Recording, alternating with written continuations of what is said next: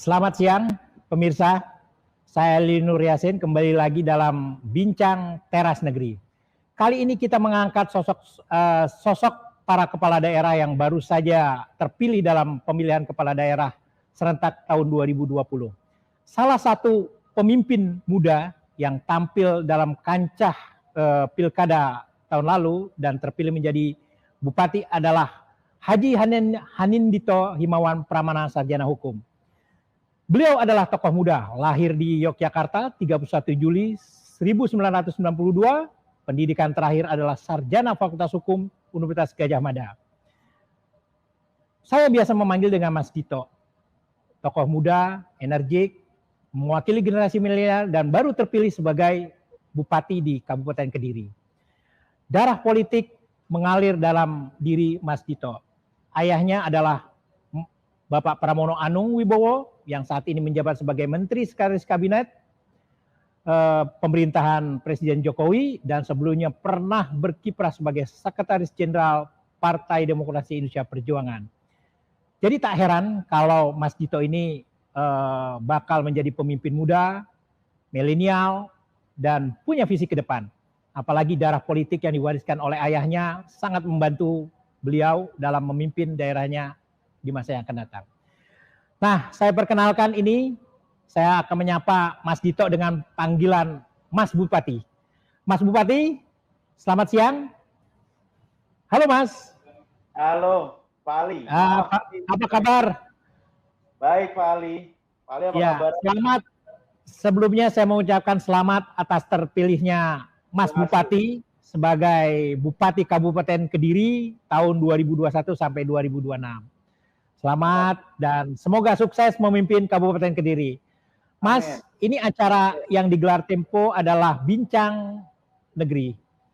Nah, ini salah satu program yang menghadirkan para kepala daerah yang punya visi ke depan, membangun Indonesia tentunya dengan berbagai harapan dan tujuan sehingga Indonesia menjadi lebih baik.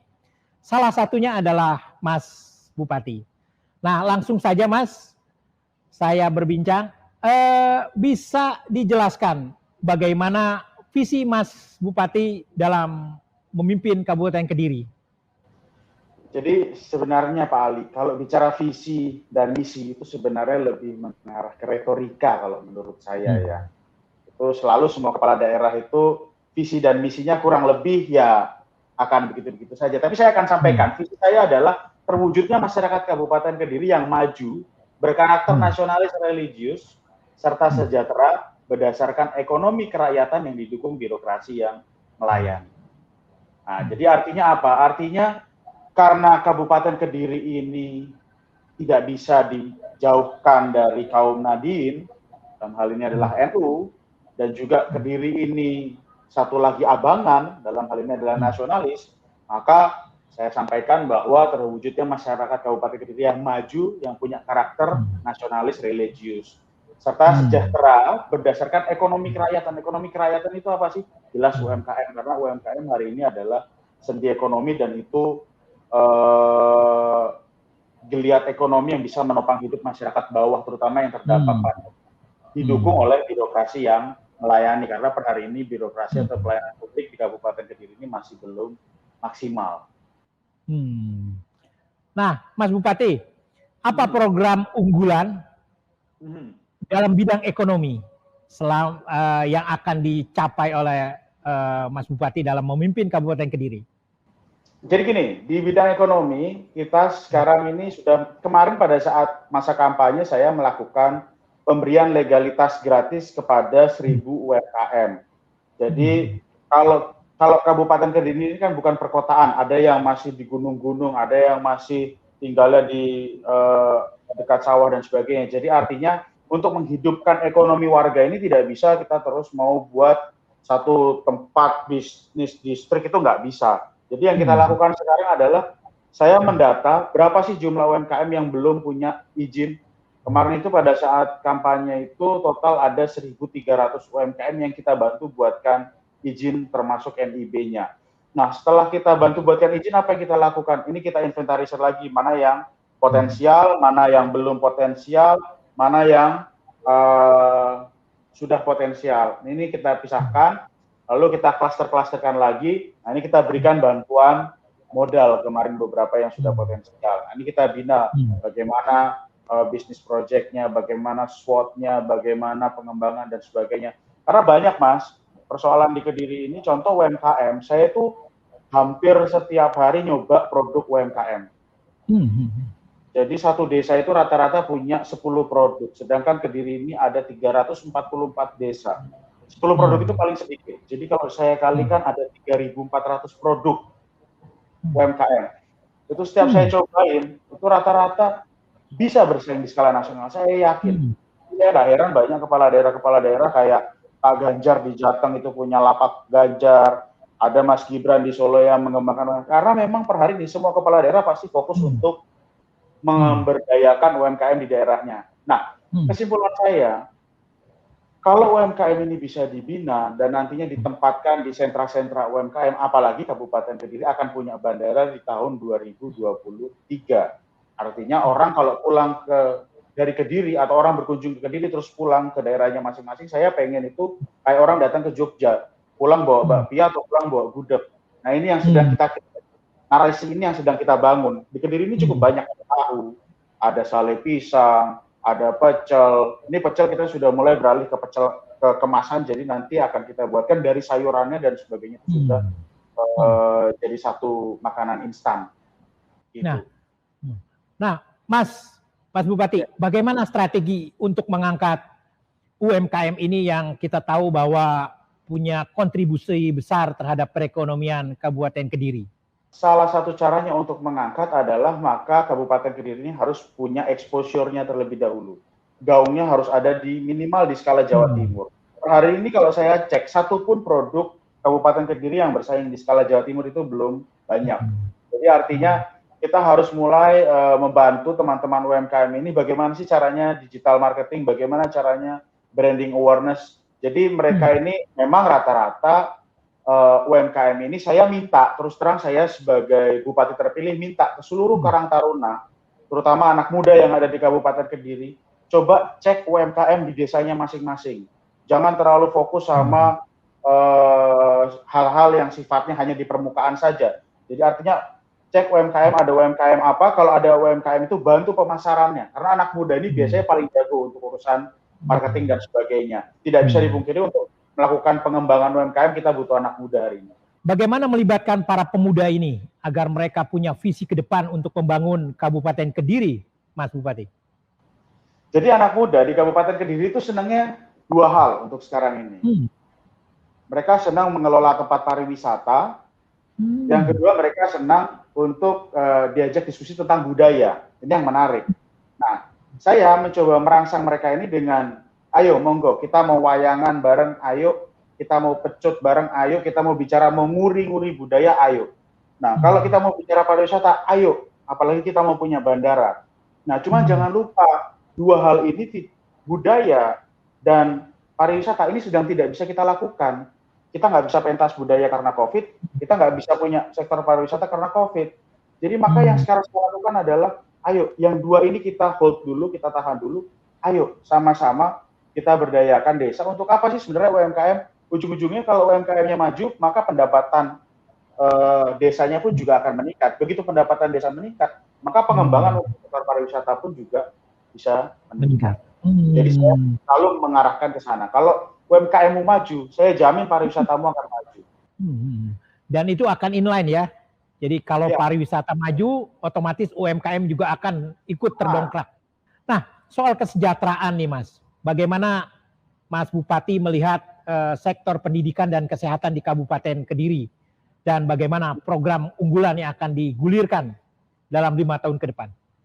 Ya, jadi kalau bicara pertama kesehatan ini masih jadi persoalan. Terus saya tuh setiap hari sebelum tidur selalu niat untuk balas direct message. Sehari itu bisa 50 message saya balas sebelum tidur, bangun tidur 50 message, jadi total 100 message per hari. Itu kurang lebih keluhannya, Mas, BPJS saya nggak bisa diterima, Mas, saya nggak dapat jam kesda, Mas, kenapa kok yang dapat jam kesda orangnya itu lagi. Nah, jadi artinya di bawah ini masih banyak keluhan masyarakat yang tidak bisa menikmati atau mendapatkan pelayanan kesehatan dari pemerintah daerah. Maka saya sampaikan, saya bicara dengan dinas sosial, mulai dari sekarang saya sudah mulai diskusi dalam artian, Pak, kita tidak bisa terlalu kaku, karena dalam kriteria mendapatkan jam keseda itu, kalau Pak Ali cek di dalamnya, itu ada salah satu kriteria, contoh rumahnya tidak boleh ada listriknya. Rumahnya tidak boleh beralaskan, alasnya harus tanah. Nah, itu salah satu kriteria-kriterianya. Artinya, ya di zaman sekarang ini hampir semua rumah pasti sudah mendapatkan listrik. Walaupun memang masih ada yang belum mendapatkan listrik. Maka ini kriteria jam keseda ini yang saya akan coba perlunak. Di satu sisi saya juga sedang membenahi bagaimana manajemen rumah sakit umum daerah atau RSUD yang ada di Kabupaten Kediri. Nah, lalu kaitannya tadi dengan pendidikan, ini yang cukup memprihatinkan. Karena Kediri ini terdiri dari puluhan, bahkan mungkin bisa sampai ratusan pondok pesantren yang ada di Kabupaten. Ada Pondok Ploso, ada Pondok Lirboyo di Kota Kediri, ada Kewagian Bendol, ada banyak sekali pondok-pondok di Kabupaten Kediri. Pendidikan per hari ini yang menjadi persoalan, sebelum saya masuk ke pendidikan di era COVID ya, ini adalah terkait guru ngaji. Guru ngaji di Kabupaten Kediri ini belum mendapatkan perhatian sama sekali. Saya satu ketika sowan atau silaturahmi dengan salah satu kiai yang cukup besar di Kabupaten Kediri. Saya diskusi dengan beliaunya 1 jam, 2 jam, selesai diskusi, saya pulang. Pas mau pulang, saya dikasih amplop sama kiai tersebut. Saya tanya, loh kiai, niki kagem nopo, kiai buat apa? Saya bilang, sudah mas, dengan pegang saja. Sudah, pada saat itu saya harus lanjut, ada acara di titik berikutnya karena masih dalam agenda kampanye. Di perjalanan ya saya pikir, oh mungkin ini apa ya, disuwo, apa ya, kalau orang Jawa bilang disuwo itu apa ya? Disuwo itu semacam jimat lah gitu kalau kita menyebut. Saya pikir kan seperti itu. Tapi ya sudahlah, saya kan juga nggak terlalu percaya dan bahkan tidak percaya hal-hal yang seperti itu. Tapi saya penasaran ini apa? Akhirnya saya buka, amplop itu saya buka dan ada uang isinya 50.000. Saya tanya, uang ini untuk apa? Uang 50.000. Saya telepon, Yai, ngapunten, ini kok ada duit 50.000 dan menopo buat apa? Dia mengatakan, Mas, itu adalah bisyarah atau gaji guru ngaji selama 1 bulan. Itu pun kalau kita pondok lagi ada pemasukan. Jadi kadang digaji, kadang tidak. Maksimal gajinya 50.000. Saya langsung cek ke Depak dan beberapa dinas terkait. Ternyata total jumlah guru ngaji di Kabupaten Kediri itu ada 6.500 sekian. Jadi jumlahnya cukup banyak. Nah, itu yang terdaftar, yang tidak terdaftar pasti lebih banyak lagi. Maka saya minta langsung. Memang ini akan membebankan APBD karena jatuhnya belanja rutin. Tapi saya minta seketika hari itu juga saya minta untuk guru ngaji harus mendapatkan bisyarah per bulan. Bagaimana caranya? Kita buatkan rekening. Karena saya nggak mau kalau duit ini kita serahkan ke salah satu pihak itu yang mendistribusikan. Maka itu akan menjadi masalah pasti. Nah, itu yang berkaitan dengan guru ngaji. Lalu yang kedua, GTT-PTT atau guru honorer. Guru honorer di Kabupaten Kediri ini yang pertama mereka kesulitan untuk bisa masuk PNS karena ada batasan usia 35 tahun. Yang kedua, mereka ini juga per bulannya hanya dapat 100 sampai 150.000, belum ditambah potongan BPJS dan sebagainya. Mungkin mereka hanya dapat sekitar 120 sampai 80.000. Dan ini jumlahnya ada 9.200 kalau saya nggak salah, terakhir guru honorer yang ada di Kabupaten Kediri. Jadi kesejahteraan guru ngaji dan guru honorer ini akan jadi fokus saya di bidang pendidikan. Karena kalau tidak kita perhatikan, Kabupaten Kediri di tahun 2024-2025 kita akan mengalami krisis tenaga pengajar. Kenapa kok tenaga pengajar? Sekarang itu untuk kekosongan kepala sekolah di tingkat SD itu ada sekitar 90 sekolah yang kosong. Tidak kepala sekolah. Di tingkat SMP ada 30, artinya ada sekitar 110, 120 yang nggak punya kepala sekolah. Lalu gurunya itu sudah tinggal tersisa 2, tersisa 3, tersisa 4. Nah, rata-rata guru ini saya cek usianya akan pensiun di tahun 2024 atau tahun 2025. Nah, guru honorer inilah yang harusnya menjadi pengganti guru-guru yang sekarang sudah ada. Tapi siapa yang mau, Pak? Kalau misalkan kesejahteraan gajinya cuma 100.000, terus kita tawarkan jadi guru, ya pasti nggak ada yang mau. Betul. Nah, ini yang menjadi PR atau tugas pemerintah Kabupaten Kediri ke depannya terkait pendidikan. Terus kalau kita bicara pandemi, apa sih yang harus dilakukan? Kalau di Jakarta, Pak Ali, enak. Semua serba online, beres. Kalau di Kediri, di Kabupaten, yang tinggalnya di Kandangan, yang tinggalnya di Ngancar, yang tinggalnya di Kepung, tinggalnya di kaki gunung, tinggal di Mojo. Oh, gimana caranya? Online sinyal aja nggak ada. Mungkin kita bisa sediakan laptop, tapi nggak ada sinyalnya kan percuma. Nah, memang salah satu opsinya saya sudah pernah coba pasang tower di salah satu DP, tidak ada sinyalnya. Itu kita buatkan wifi gratis dan sebagainya. Tapi ternyata nggak efisien juga, karena mereka nggak terbiasa. Akhirnya yang saya lakukan adalah pertama, saya minta guru yang jemput bola atau guru kurir sebutannya. Jadi guru ini datang ke balai desa, siswanya dikumpulkan, diajar di situ. Itu salah satu. Dan itu prokesnya kita bisa awasi kalau di balai desa. Lalu yang kedua, kalau misalkan memang daerah tersebut masuk zona rawan COVID, artinya masuk zona kuning atau zona orange, walaupun biasanya kalau di kaki gunung itu jarang, Pak Ali, masuk zona zona yang terpapar COVID. Biasanya orang gunung itu malah zona hijau semua. Ya betul. Itu. Nah, akhirnya apa yang saya lakukan lagi kalau memang itu masuk zona yang zonasi yang orange ataupun merah yang tidak boleh ada kegiatan sekolah. Maka yang saya lakukan sekarang adalah saya sekarang sedang bekerja sama dan membangun komunikasi sama salah satu balai besar radio yang ada di Surabaya.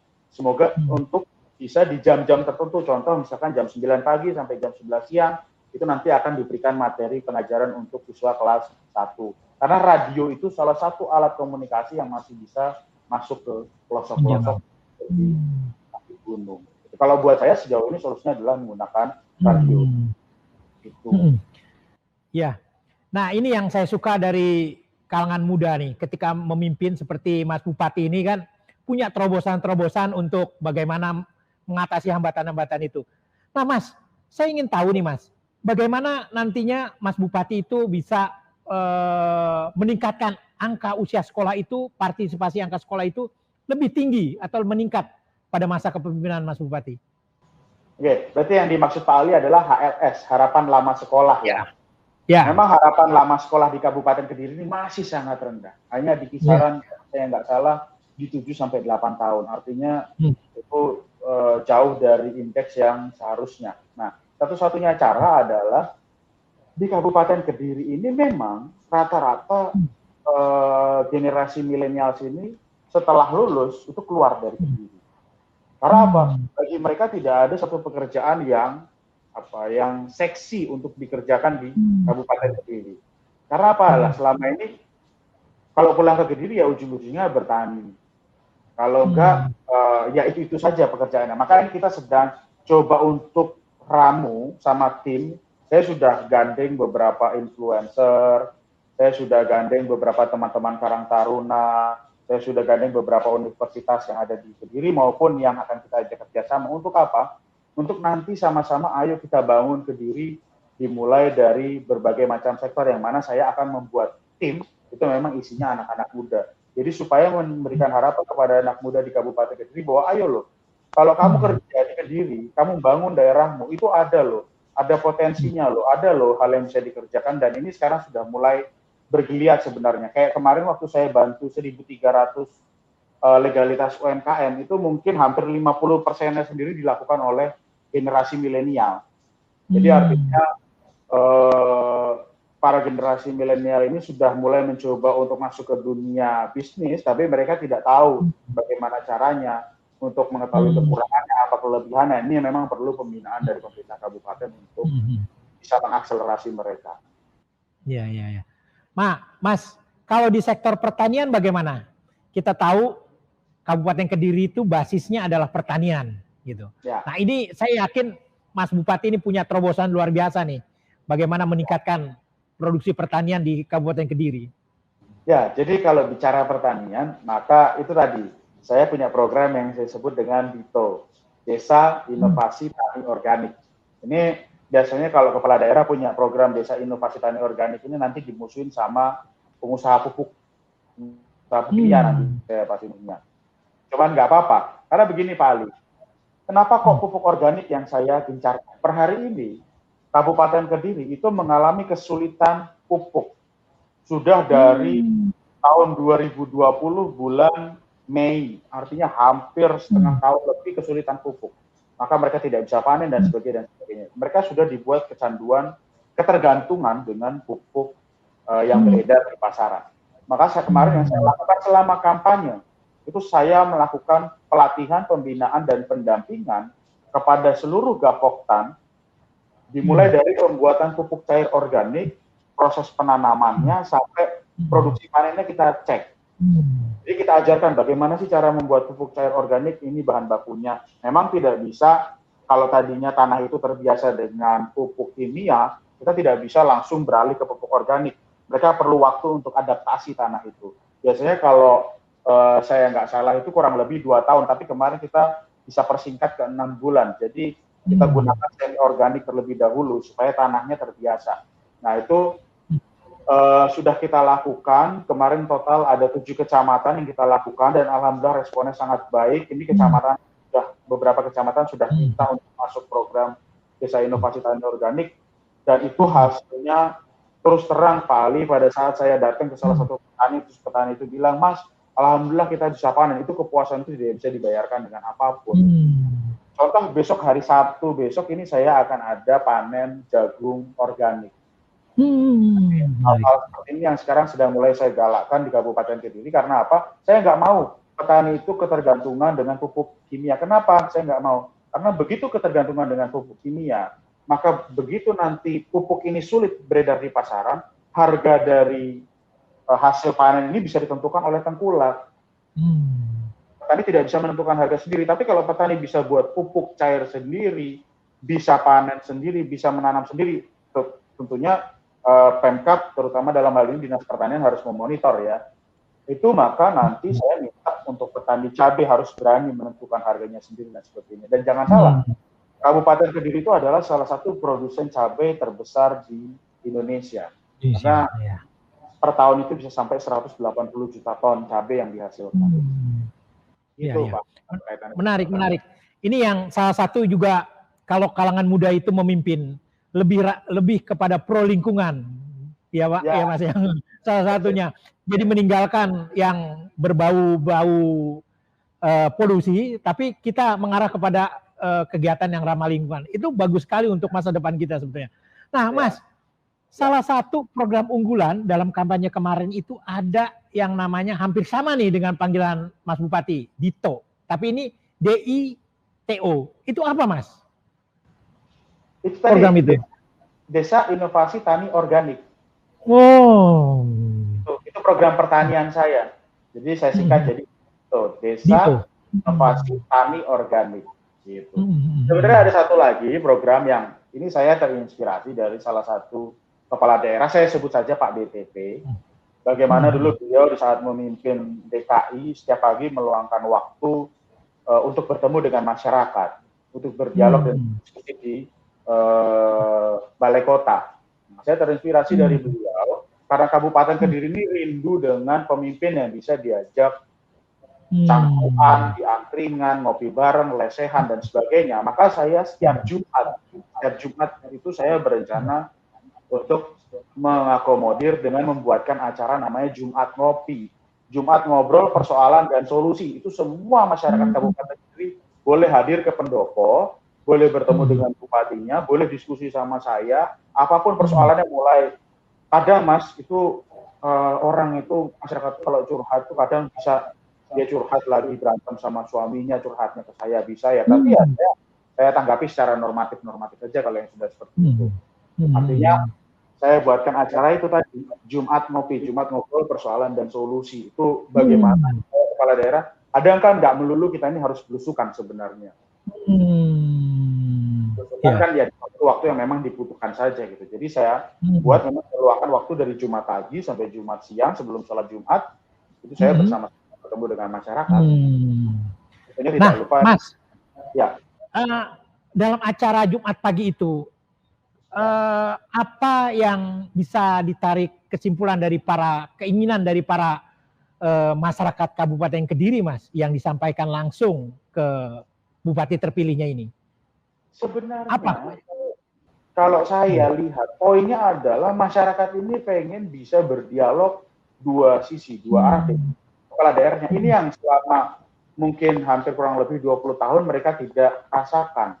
Nah, artinya saya wadahi dengan acara namanya Jumat Ngopi, ngobrol persoalan usul. Itu persoalannya macam-macam, mulai dari Mas, kita belum mendapatkan bantuan PKH, saya belum mendapatkan bantuan ini itu, di desa saya ada yang penerima bantuan selama 3 tahun berturut-turut, orangnya itu terus, ada jalan bolong di sini. Artinya saya jadi bisa tahu kondisi di lapangan sekitar itu seperti apa sih, tanpa saya harus muter Kabupaten Kediri. Ya saya akan tetap keliling, tapi artinya ini mengefisiensikan waktu dan bisa menginventarisir masalah lebih cepat. Gitu.